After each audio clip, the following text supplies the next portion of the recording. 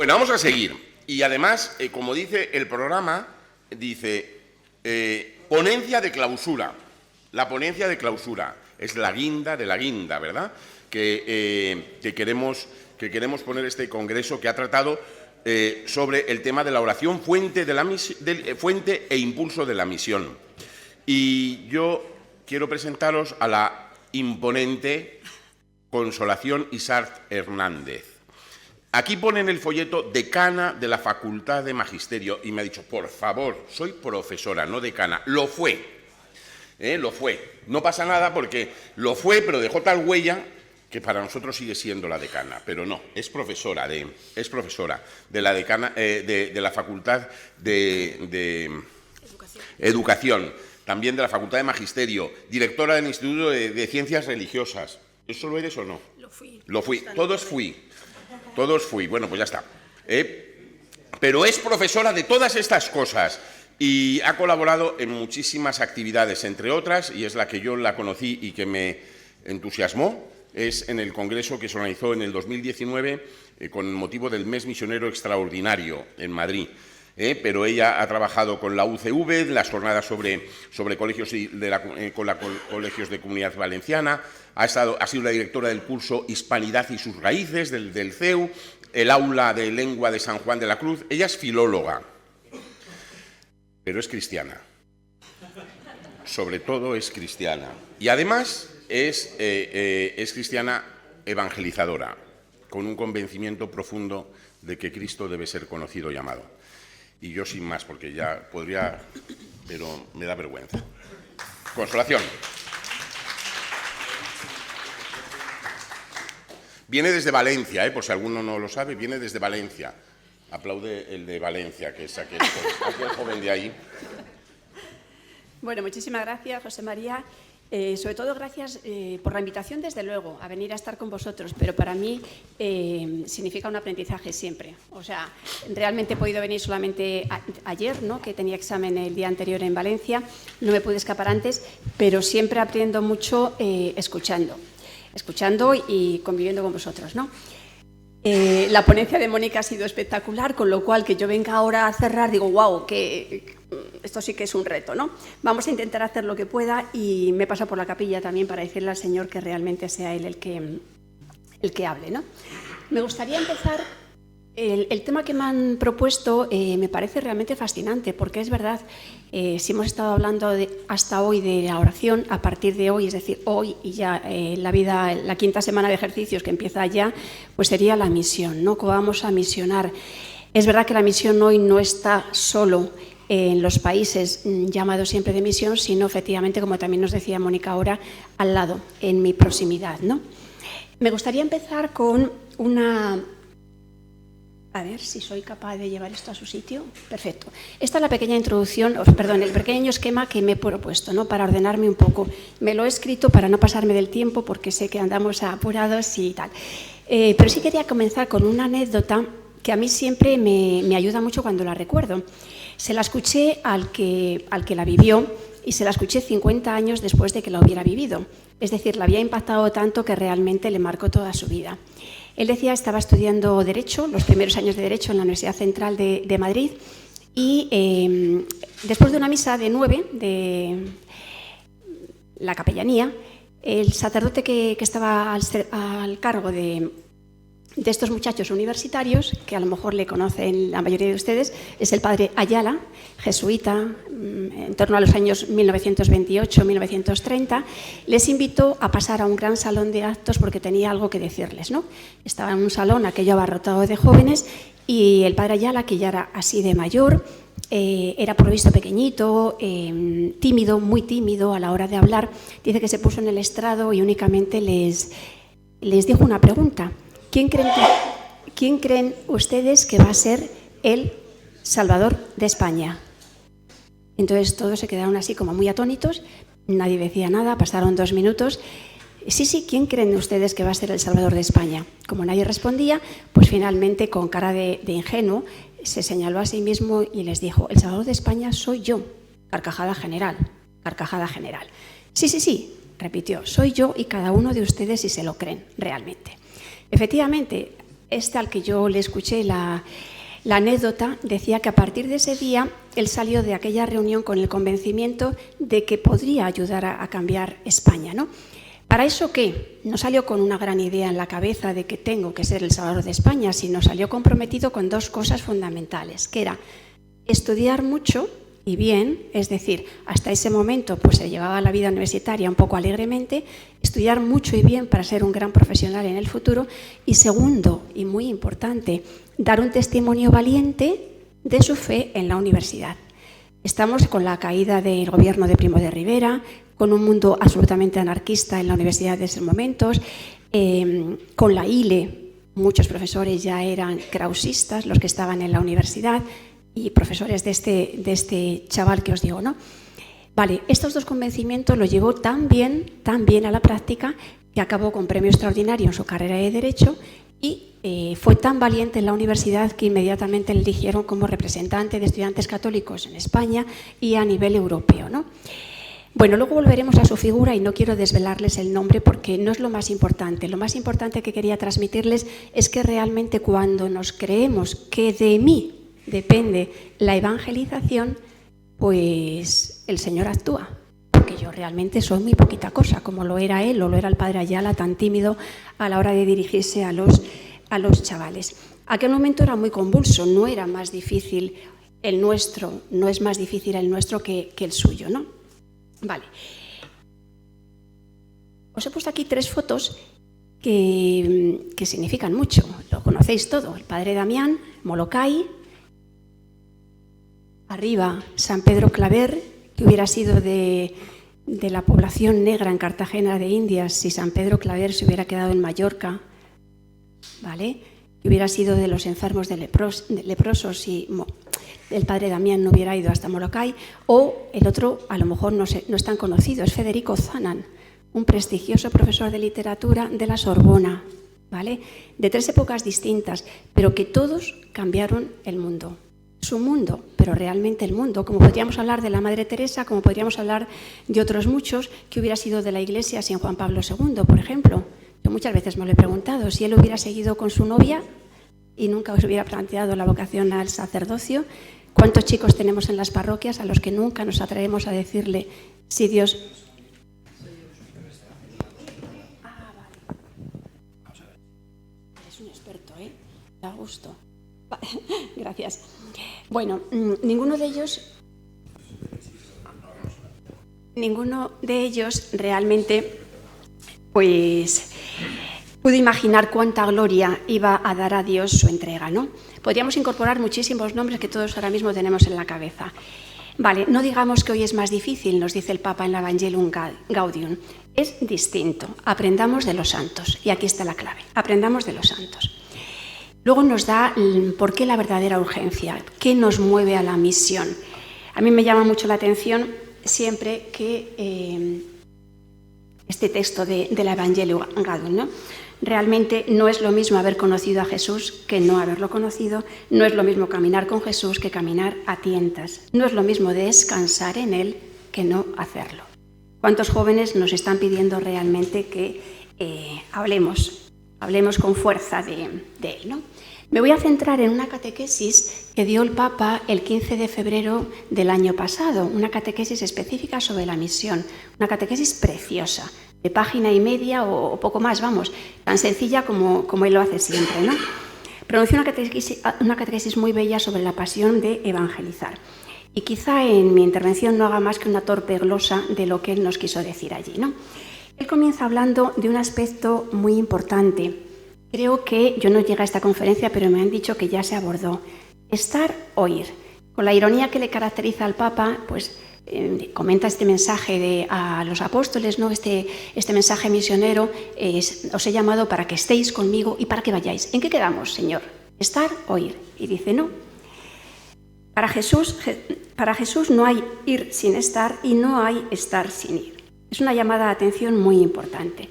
Y luego en la encíclica Gaudete et Exsultate nos dice con claridad que realmente estos son 2 tentaciones terribles. Dice, son en realidad 2 ideologías, el estar sin ir y el ir sin estar. Son 2 ideologías que mutilan el Evangelio. Una acción sin vida interior es siempre estéril y una vida interior sin acción es absolutamente incoherente. Sin acción. Es decir, que nuestros jóvenes, los que tenemos cerca, nuestros jóvenes o nuestros catequistas más mayores, realmente salgan a evangelizar, no solamente a dar testimonio, por decir así, que luego me detendré un poco en lo que significa dar testimonio, pero también a hablar, ¿no?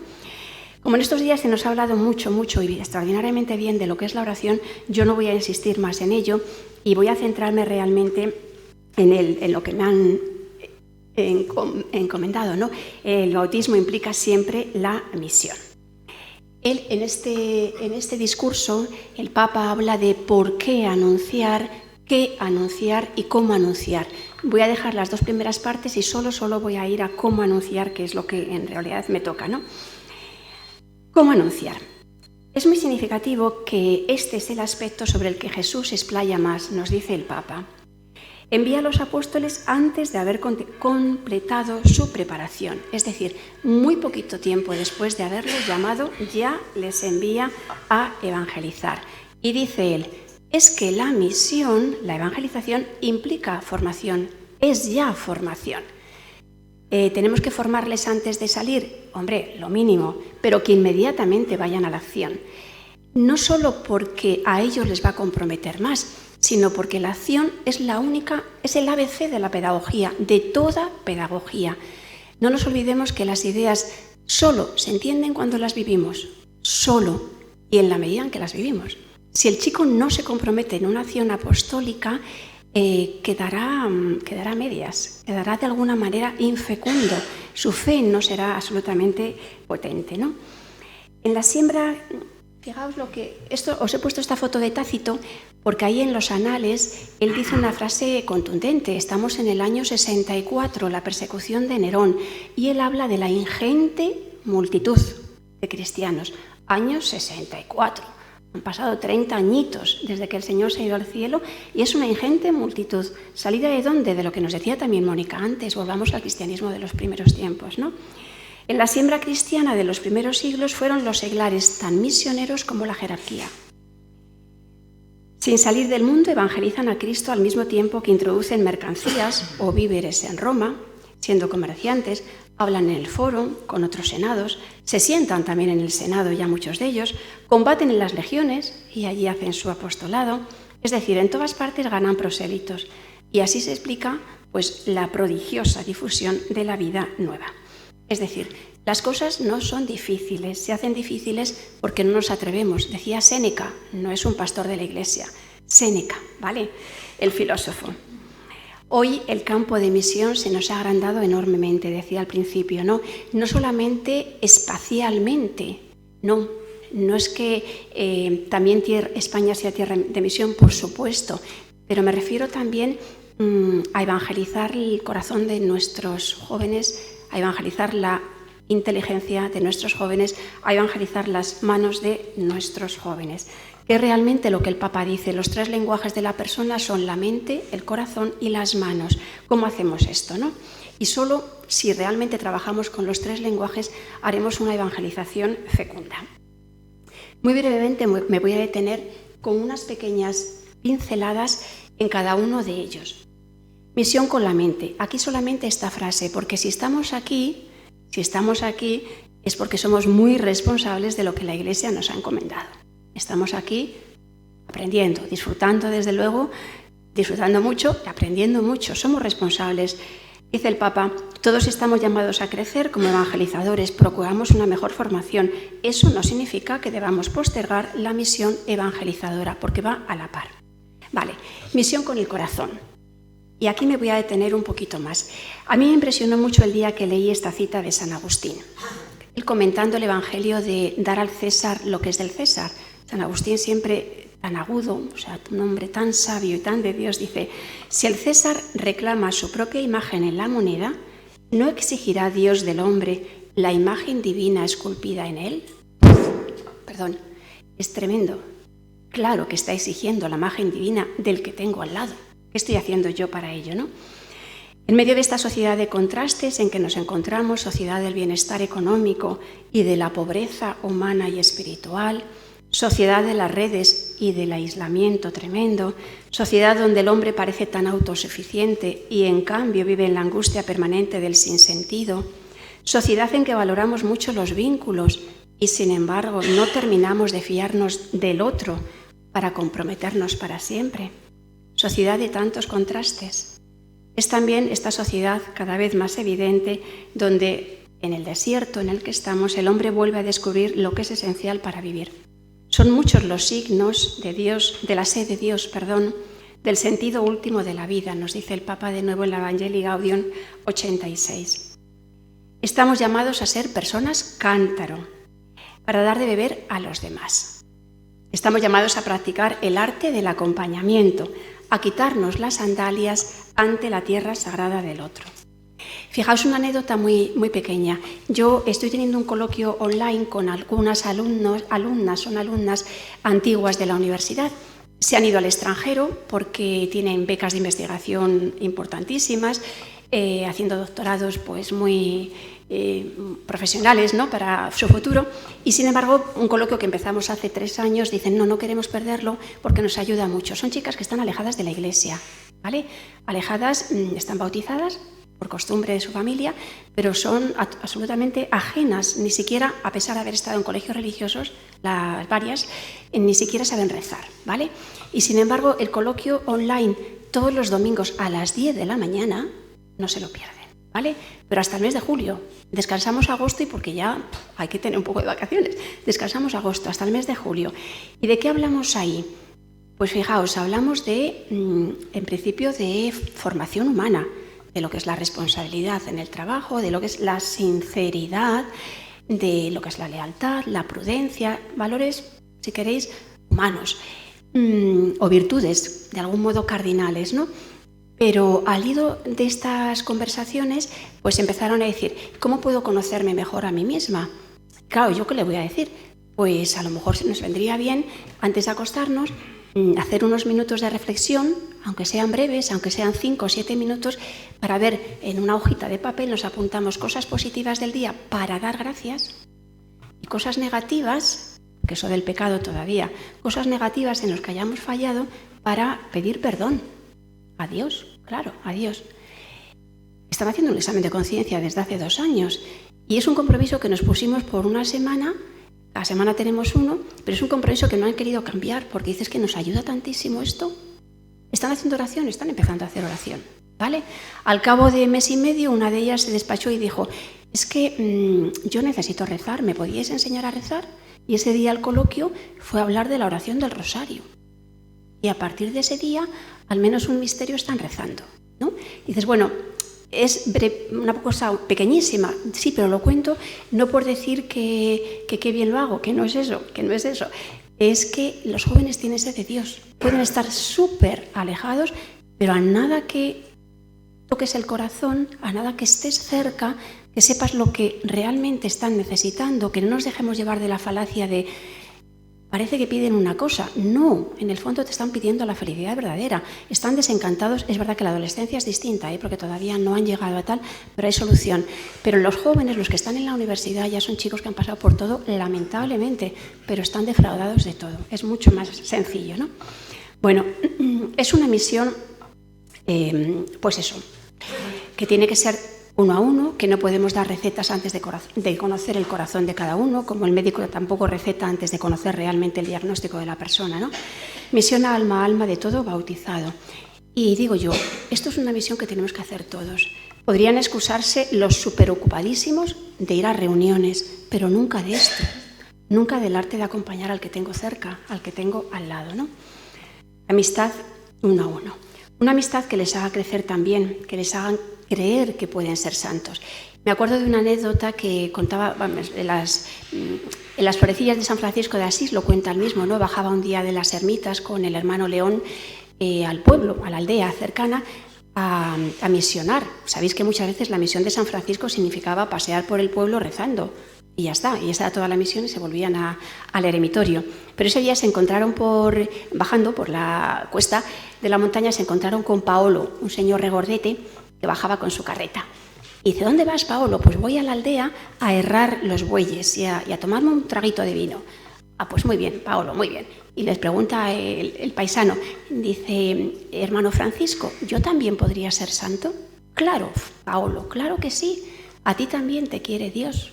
Basta que creas en el amor que Dios te tiene para que se te cambie el corazón. Pues realmente eso es lo que tenemos que decir en la amistad. A ti también te quiere Dios, aunque vengas de una vida, vete tú a saber, también la mía ha sido mala, ¿no? Pero Dios te quiere y te quiere además santo. Vale, misión con las manos.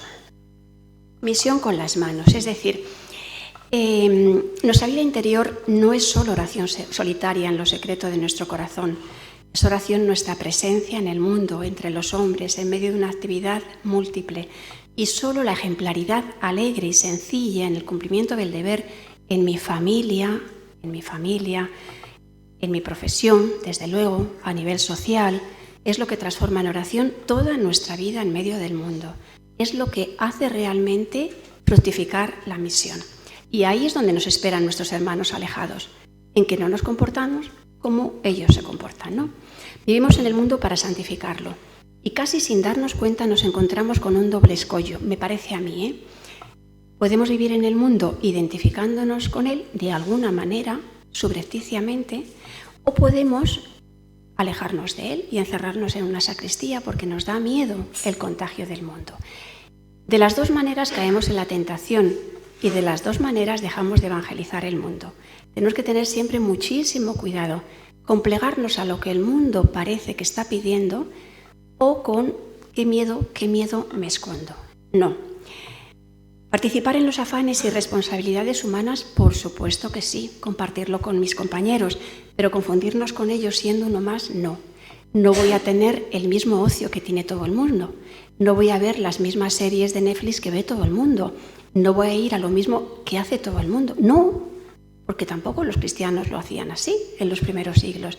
¿Y por qué es tan dañino ir al campo de Marte a ver cómo se comen a los gladiadores, los leones, como ponerte delante de una película que vete tú a saber, ¿no? Que ya sabemos lo que trae, ¿no? Lo que el hombre espera de nosotros es precisamente que no seamos como todo el mundo. Pide que le mostremos a Dios con nuestra vida distinta. Y si lo ocultamos para no diferenciarnos de ellos, pues en realidad estamos defraudándolos. Alfonso María de Ligorio era un muchacho, acababa de terminar su carrera de Derecho, bueno, era ya prestigioso abogado, tenía 26 años, no había dejado el mundo para nada porque no había tenido ese fracaso rotundo que le hizo recapacitar qué quería Dios de él. Vivía en el mundo y siendo realmente un prestigioso abogado, pero fijaos, en su casa trabajaba en la casa un criado musulmán, y dice que se convirtió en cuanto vio la coherencia de vida de su Señor. Esa tiene que ser la fe verdadera, porque mi Señor se comporta de tal manera que ahí tiene que estar Dios. Bueno, pues así podemos también nosotros. Hay otro ejemplo muy bonito, me contaron hace no mucho, de una niña que llega al quirófano, tienen que hacerle una operación bastante difícil, tenía como 9 o 10 años, y entonces el cirujano le dice, por tranquilizarla, dice, empieza a contar ovejitas. ¿Por qué? Bueno, porque vamos a dormirte y es la mejor manera de que te duermas. Y así pues vamos contando ovejitas los dos a la vez. Y le dice, no, entonces si quiere que me duerma yo voy a rezar como rezo todas las noches. Y empezó a rezar con tal devoción que al cirujano se le caían las lágrimas, un hombre agnóstico que llevaba alejado de la fe muchísimo tiempo. Las enfermeras no sabían dónde mirar. Allí acabaron llorando varios de ellos. Y dice, este cirujano lo contaba y dice, yo empecé a volver a la fe por la fe de esta niña. Bueno, nada es trivial en nuestra vida y una cosa tan sencilla como esa, pues fijaos. Distinguirse del mundo no es darle la espalda, pero tampoco adorarlo, doblando las rodillas ante él. Nuestros contemporáneos, creyentes o no creyentes, se escandalizan no cuando damos testimonio alegre de cómo vivimos la fe, sino justamente cuando nunca les hablamos de Jesucristo. Nuestra palabra.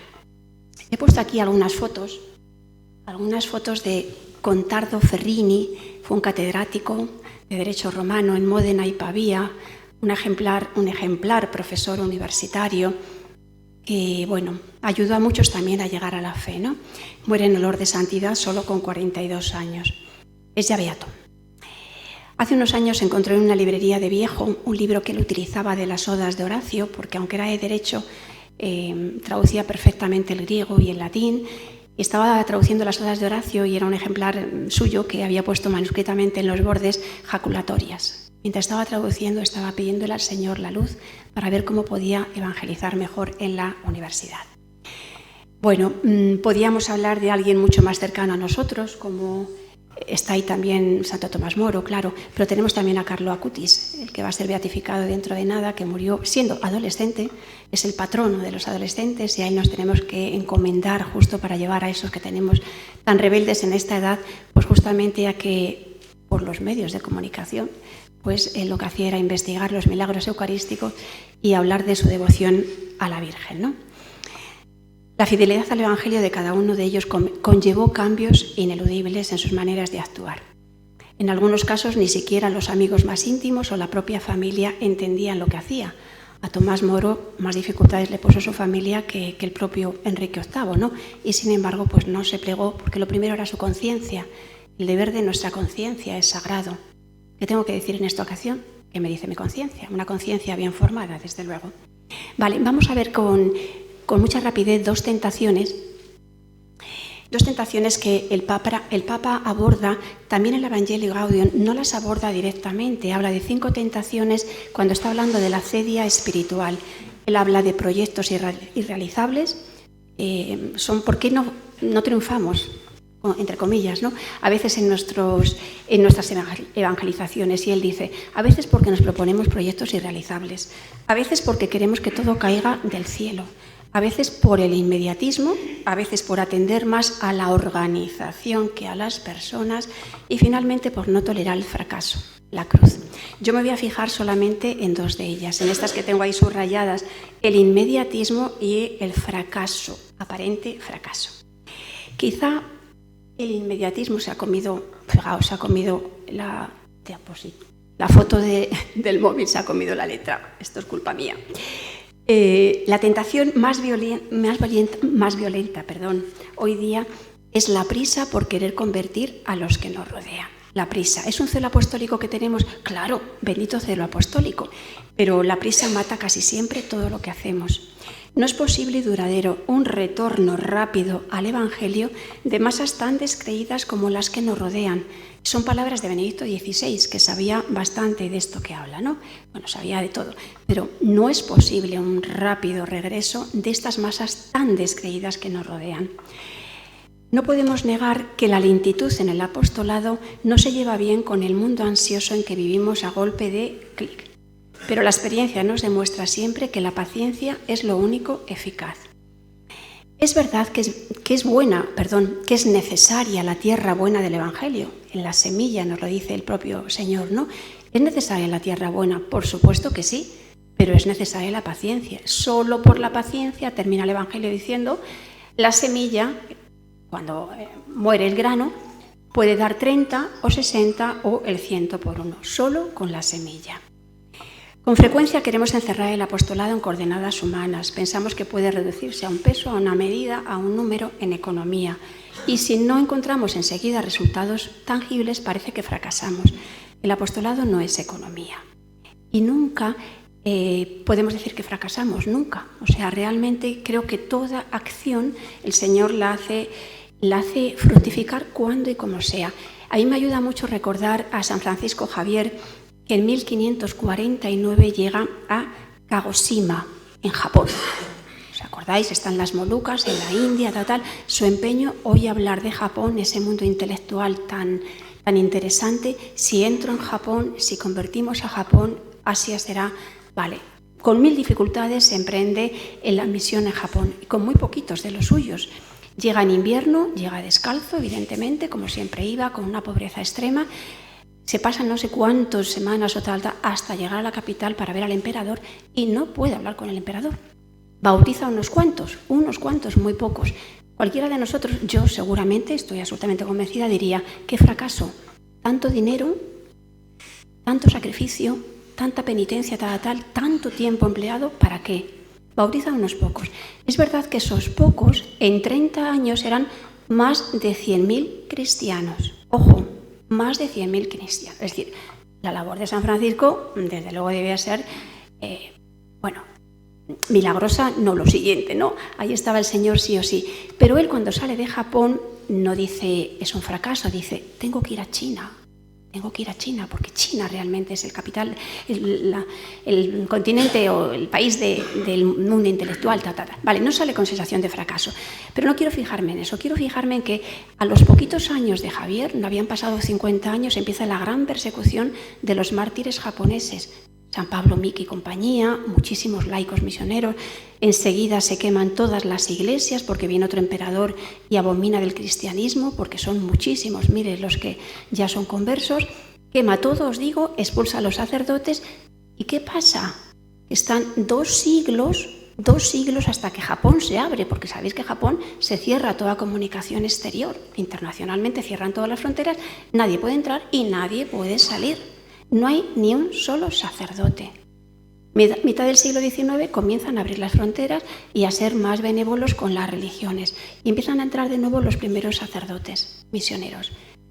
Claro, y cuentan que llegaron a empiezan a construir una ermita y empiezan a aparecer gentes que desde las montañas ven que hay una ermita con una cruz y se acercan tímidamente. ¿Usted es sacerdote y es de la Iglesia Católica? ¿Usted ama al Papa y ama a la Virgen? ¿Y usted es célibe? Y en cuanto hacían las 3 preguntas, decían, nosotros somos cristianos, herederos de San Francisco Javier. ¿Quién había transmitido la fe? Porque fueron muchos los que aparecieron. Los laicos, bautizando y con la mínima doctrina que sabían del catecismo, ¿no? Es decir, es una tarea que dices, ¿un fracaso de Javier? No, un triunfo tremendo de la gracia, ¿no? de Dios. Vale, los grandes misioneros siempre han creído en ello.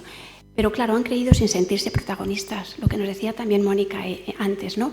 No sentirnos protagonistas, porque realmente, dice también Benedicto XVI, hablar de Dios supone no ceder a la tentación del éxito, sino de acuerdo con el método de Dios mismo, el método de la humildad. La levadura penetra la masa y la hace crecer cuando Dios quiera. Cuando Dios quiera. Con la frase esa que sin mí nada podéis hacer. Si yo me creo realmente esa frase, sin mí nada podéis hacer, mi evangelización sería distinta. Si me pongo en el medio, si me hago protagonista, si pienso que con mis cualidades tal, pues ahí ya lo estropeo todo. Y quiero cerrar con esta otra tentación que yo creo que, daría mucho para hablar, ¿eh? Es lo que llamo yo siempre fracaso aparente, porque el fracaso no existe. Tal vez sea la más difícil de vencer hoy y mucho más difícil que hace años, ¿eh? Aquí sí que creo que es mucho más difícil lo que hace años. ¿Por qué?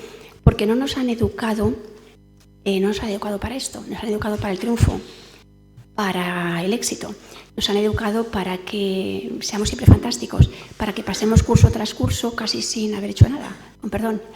Nuestras leyes educativas, pero fijaos, hay unos estudios, una investigación muy seria que hicieron hace 3 años a nivel europeo de todos los jóvenes de Europa. ¿Y quién podréis pensar que es la juventud más endeble, más frágil, más vulnerable de toda Europa?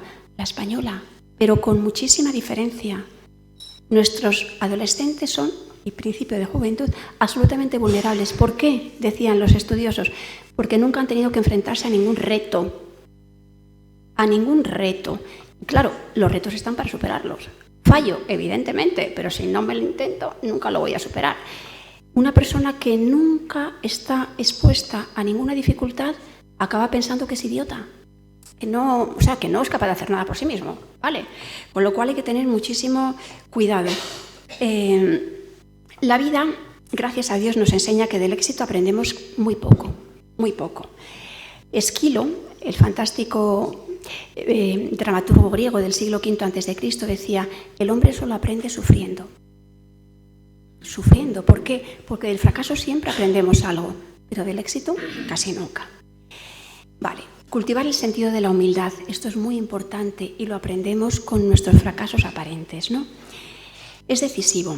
Y para esto, fijaos, no es suficiente con una vida de piedad, con retiros espirituales o con hacer oración sobre la humildad y pensar en la frase de Jesús: soy manso y aprended de mí, que soy manso y humilde de corazón. No es suficiente con saberlo intelectualmente. Solo cuando fracasamos aprendemos que realmente sin Él no podemos hacer nada. Es decir, tenemos que llevar a los jóvenes, tenemos que llevarnos a nosotros mismos a una acción en la que el éxito puede venir o no venir, pero con la total confianza de que es Dios el que está alabando eso que hagamos, ¿no? Bien veo yo, mi Señor, lo poco que puedo, mas llegad a vos, subid a esa atalaya donde se ven verdades, no os apartando vos de mí, todo lo podré. Santa Teresa de Jesús, una mujer en el siglo XVI, una monjita de clausura que hace una reforma impresionante en la Iglesia, impresionante, tal y como estaba la mujer entonces. ¿Por qué? Porque se cree esa frase: si yo soy una hormiga, pero subid a vos que sois una atalaya, todo lo podré, y se lo cree de verdad, ¿no? Termino esta parte con una frase también creo que impresionante de el gran padre de la Iglesia, San Juan Crisóstomo. Me parece que es muy, muy bonita. Mientras somos ovejas, vencemos, aun cuando nos rodeen por todas partes manadas de lobos. Lo superamos y dominamos. Pero si nos hacemos lobos, quedamos derrotados, pues nos falta al punto mismo la ayuda del pastor, porque él apacienta ovejas y no lobos. Ser oveja. Si quiero ser del Señor, termina diciendo el Papa, debo dejar que Él sea mi pastor, un pastor de corderos mansos y humildes, buenos, no de lobos. Vale. Bueno, vamos al quinto punto y termino. Minorías creativas. Yo creo que a lo mejor este señor no hace falta que lo conozca a nadie, es Arnold Toynbee, un historiador británico de principios del siglo XX, murió hacia la mitad del siglo XX, un poco corrida, ¿no? Hizo un estudio de la historia impresionante, impresionante. ¿Por qué?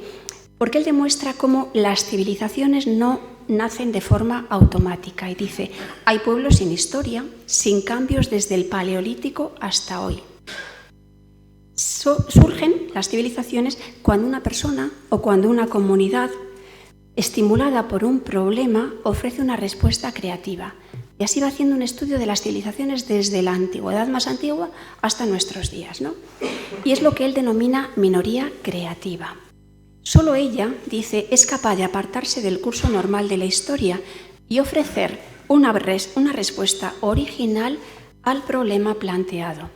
En Grecia hay muchísimos casos, pero en toda nuestra Edad Media, San Benito, minoría creativa. La propia Teresa de Jesús, que decíamos ahora, minoría creativa, empieza ella con 4.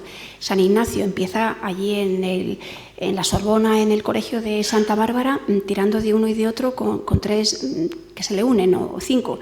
Y todos son así, cualquier gran apóstol, ¿no?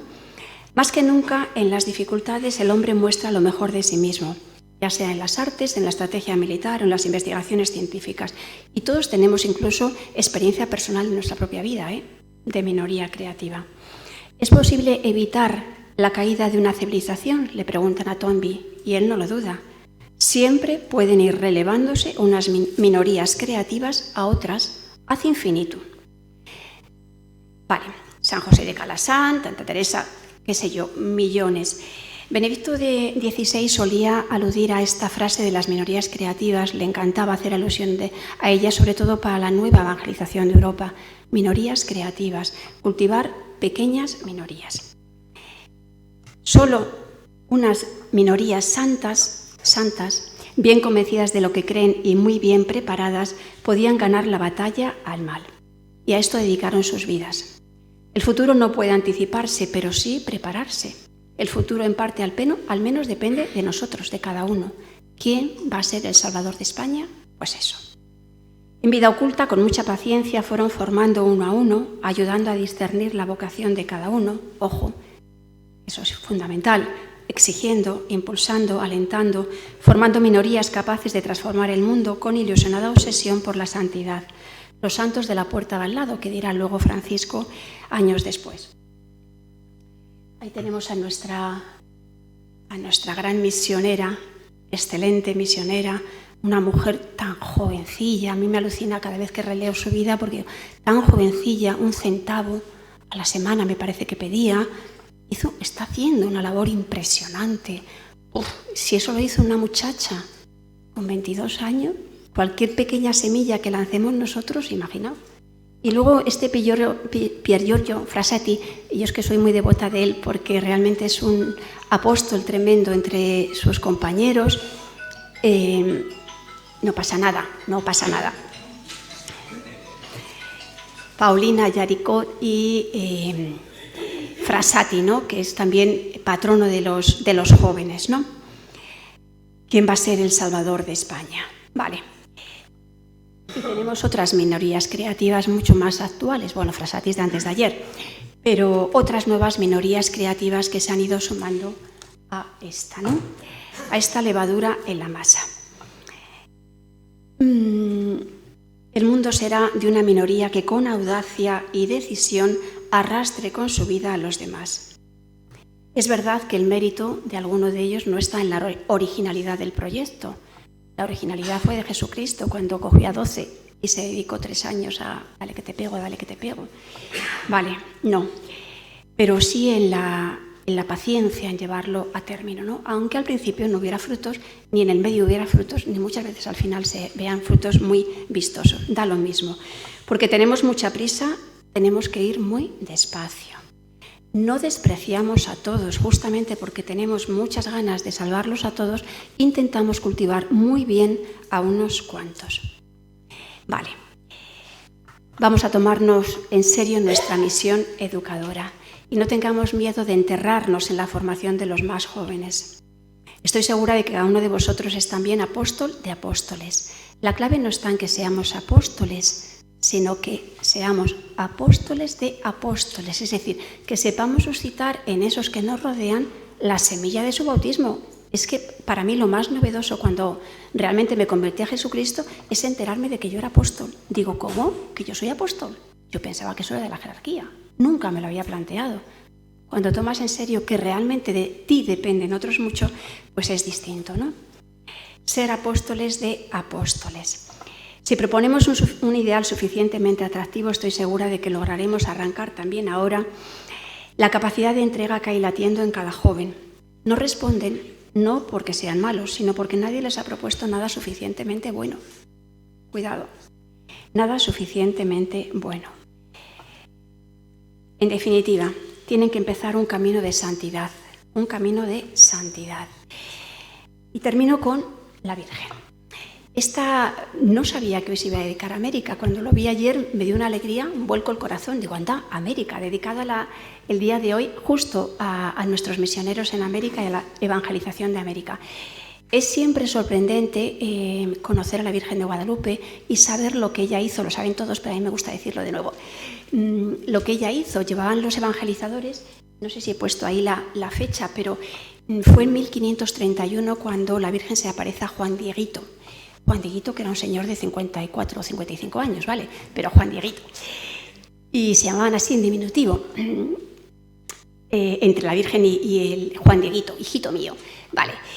Pues 1531, Hernán Cortés, yo no recuerdo cuándo fue el descubrimiento de México y la llegada de los españoles a México, pero si se descubre América en 1492, imaginaos, no, quiero decir, puede ser 20 años antes de 1531, cuando llegan aproximadamente los españoles a México.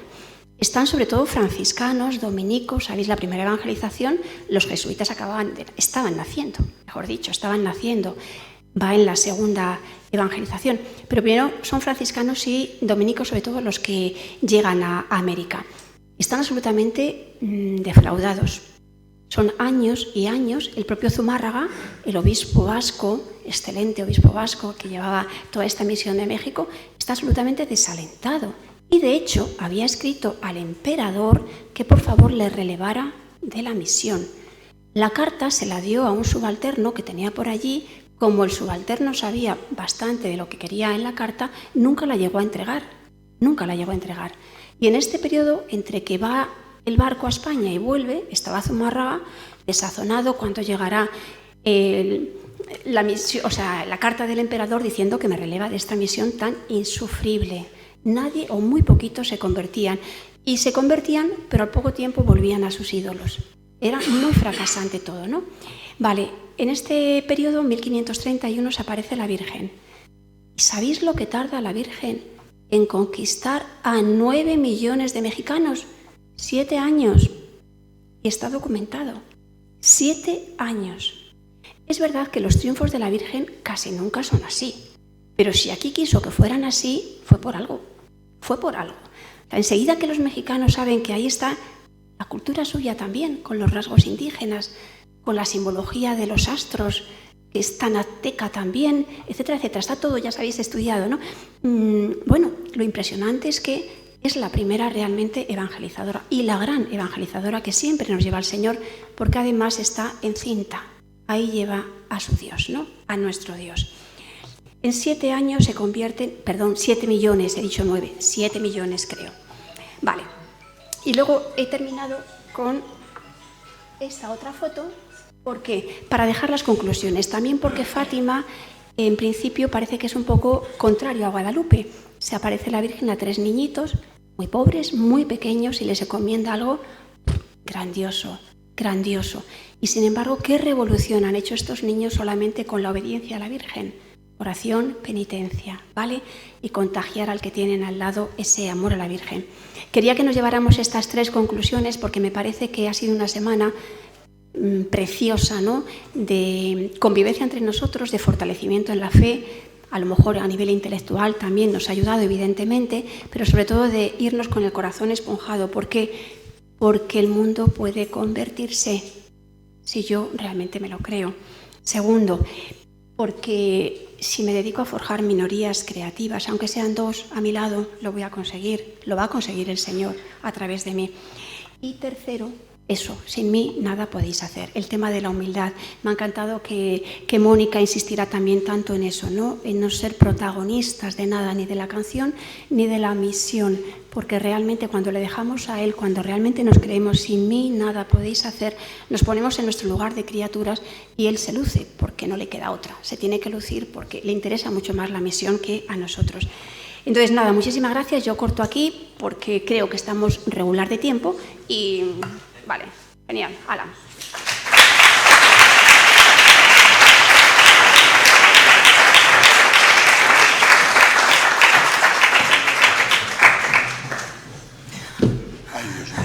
Ay, Dios mío. La suerte es la mía, que me ha tocado presentar a estas 2 mujeres.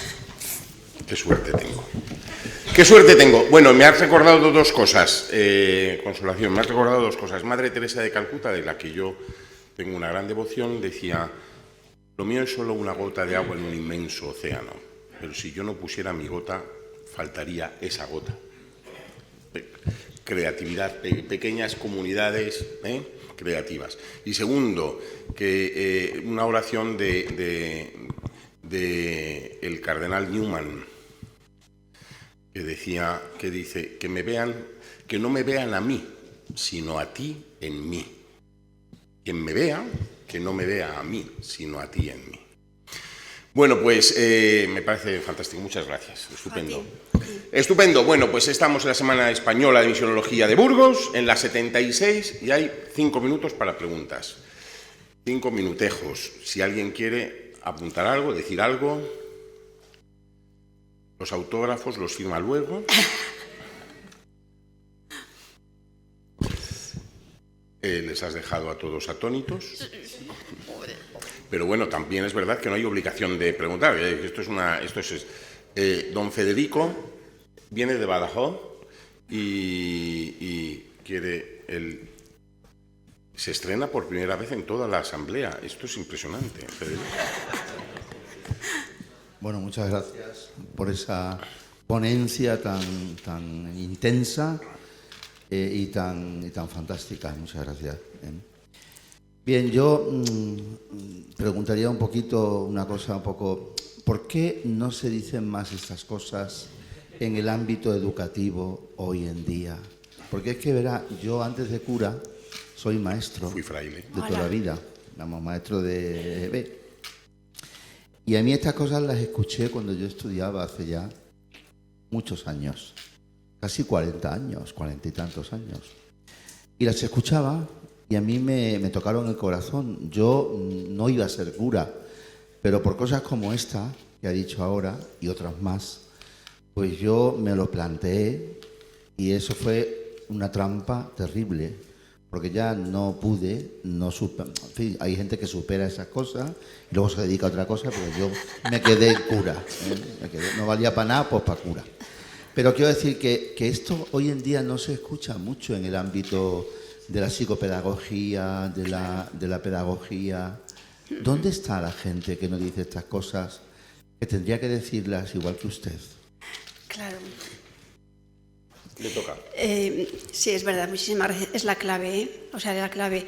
Y realmente nuestros jóvenes están hoy así porque hemos fallado en la educación. Es evidente. Hemos fallado no solamente los educadores, sino también la familia. También la familia. O sea, mi párroco de allí de Valencia nos decía con muchísima tristeza hace unos meses que las confesiones de los niños de 9 años, es decir, nada más hacer la primera comunión, ya son de haber consumido pornografía en el móvil. ¿Por qué? Porque tienen un móvil con 9 años. Estaba aterrado.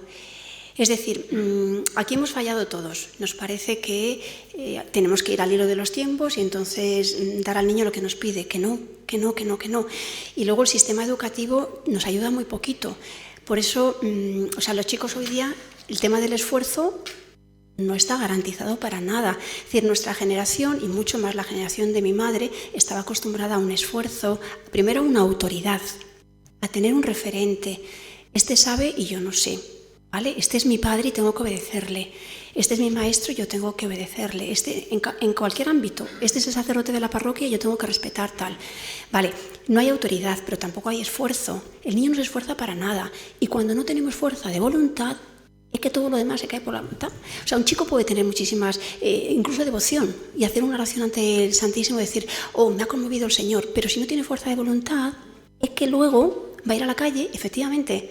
Es decir, por eso hablábamos de las minorías creativas, aunque sean muy poquitos los que tenemos cerca. Estos días, yo ayer cuando venía en el tren vi en el móvil que había habido un encuentro en el CEU también muy parecido. Transforma 24, me parece que se llamaba, con varios obispos, y todos llegaban a la misma conclusión, que me llamó la atención porque es la primera vez que lo escuchaba, con perdón. Decían, por favor, comunidades muy pequeñas y dedicarnos a ellos, porque eso al final contagia. Pero si vamos así dando tal, tenemos que formar la voluntad de nuestros jóvenes, porque es la clave para que luego lo que ven con inteligencia, que es verdad, y todos son listos y saben dónde está la verdad, en el fondo, y estamos hechos por Dios y sabemos que tal, lo van a poder hacer si tienen fuerza de voluntad, y si no, se los va a comer el mundo. Entonces ahí una llamada de atención. Y luego lo de la vocación, por supuesto. O sea, yo echo de menos que en colegios religiosos, sacerdotes o religiosas, me da igual, nunca propongan la vocación a los que tienen cerca.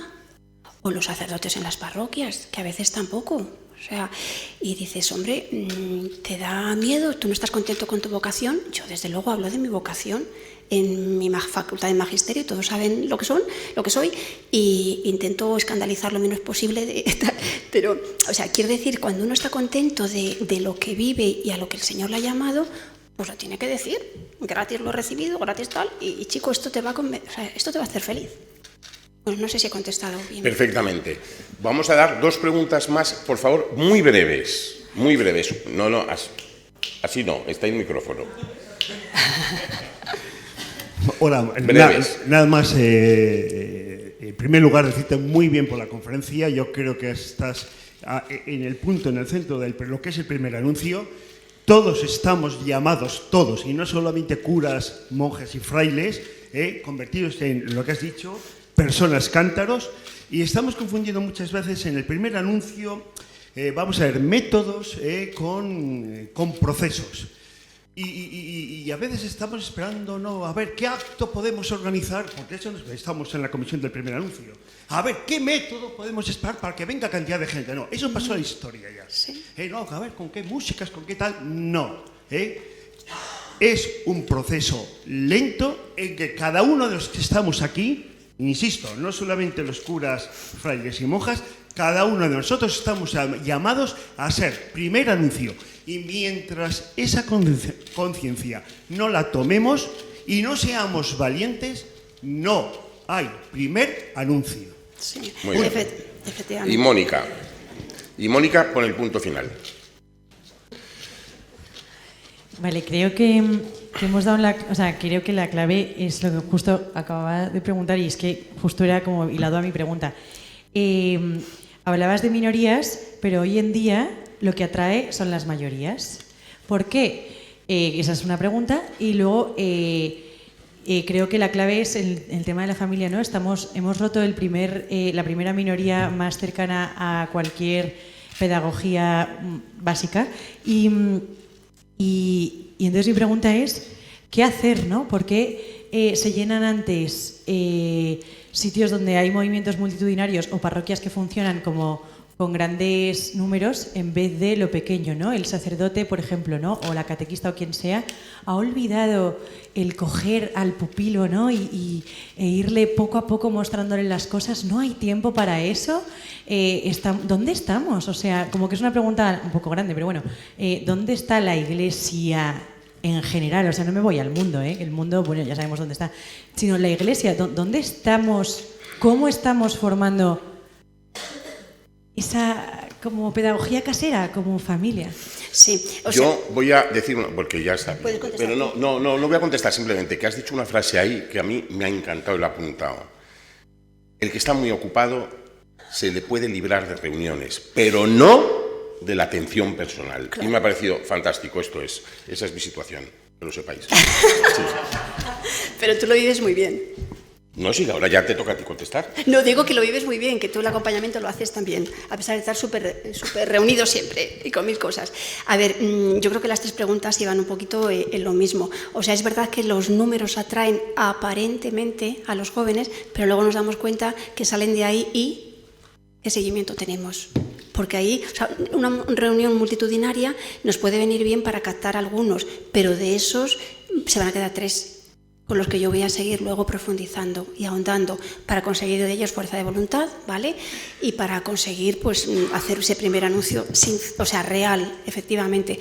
Yo nunca iría a un apostolado de masas, nunca, porque me parece que son fuegos artificiales que puede venir bien para esto que os digo, captar a los jóvenes, pero luego allí hacerles una propuesta de compromiso real, pero de compromiso duro. Es decir, lo que hacéis vosotros, vamos a tener una hora de oración, vamos a tener laudes, vamos a tener completa, vamos a tener tal. Vale, perfecto, ¿te quieres quedar? Estupendo. No quiero decir que desechemos a todos, pero sí que la formación de minorías no la podemos hacer con una masa. Y solo las minorías regeneran a la sociedad, solo las minorías, ¿eh? De verdad, minorías santas. Y para ser santo, pues hay que, el arte del acompañamiento que hace José María. Un aplauso, muy bien.